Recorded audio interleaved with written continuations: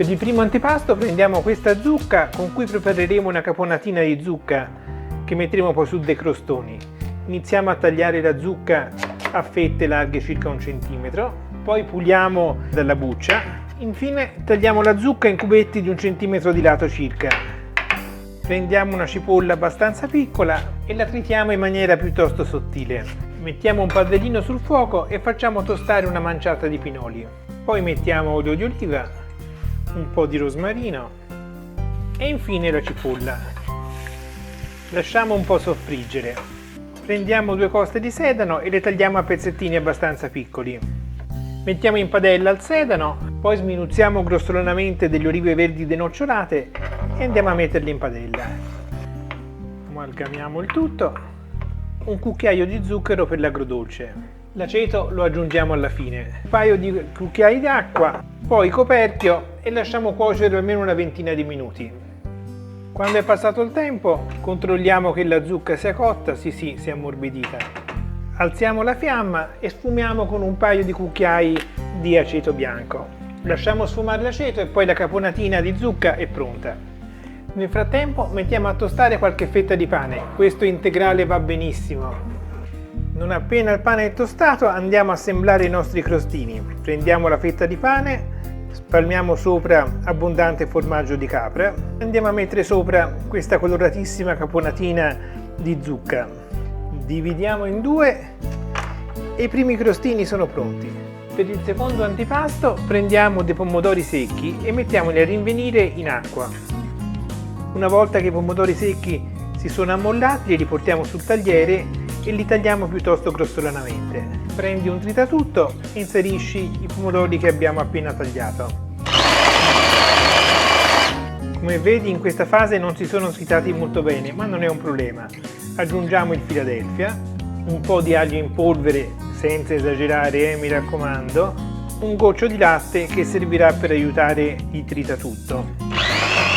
Quando il composto ha raggiunto un'uniformità in questa maniera, non eccessiva, va bene. Adesso stendiamo sul piano di lavoro una pellicola, poi prendiamo 4 fette di pane da tramezzini e le mettiamo sulla pellicola in maniera che siano leggermente sovrapposti. Col mattarello schiacciamo nel punto della sovrapposizione, oppure con le dita, che forse è anche meglio. Schiacciamo tutto il pane con il mattarello in maniera da assottigliarlo. Non deve essere sottilissimo, Poi prendi l'impasto che abbiamo preparato prima e dispondilo sopra il pane. Cerchiamo di disporlo in maniera abbastanza uniforme. Adesso viene la fase più delicata.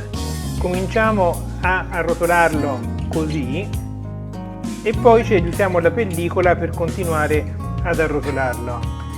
Così, poi lo stringiamo un po' a caramella e poi lo andiamo a mettere in frigo dove lo teniamo per qualche ora o al limite anche per un giorno intero.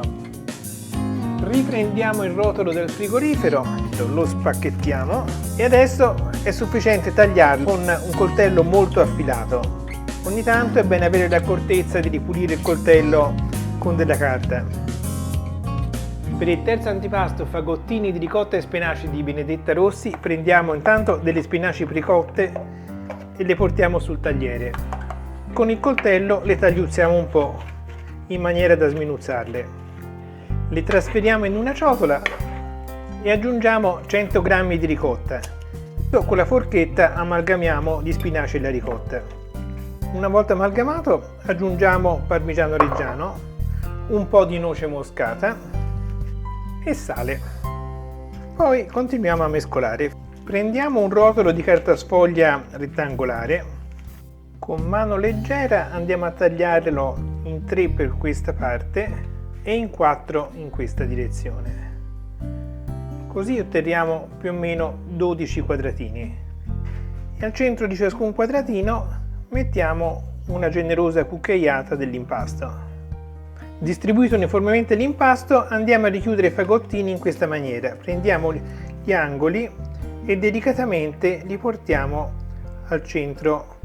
Dopo averle trasferite in una teglia da forno le vado a spennellare con del tuorlo d'uovo che darà un bellissimo aspetto alla pasta sfoglia.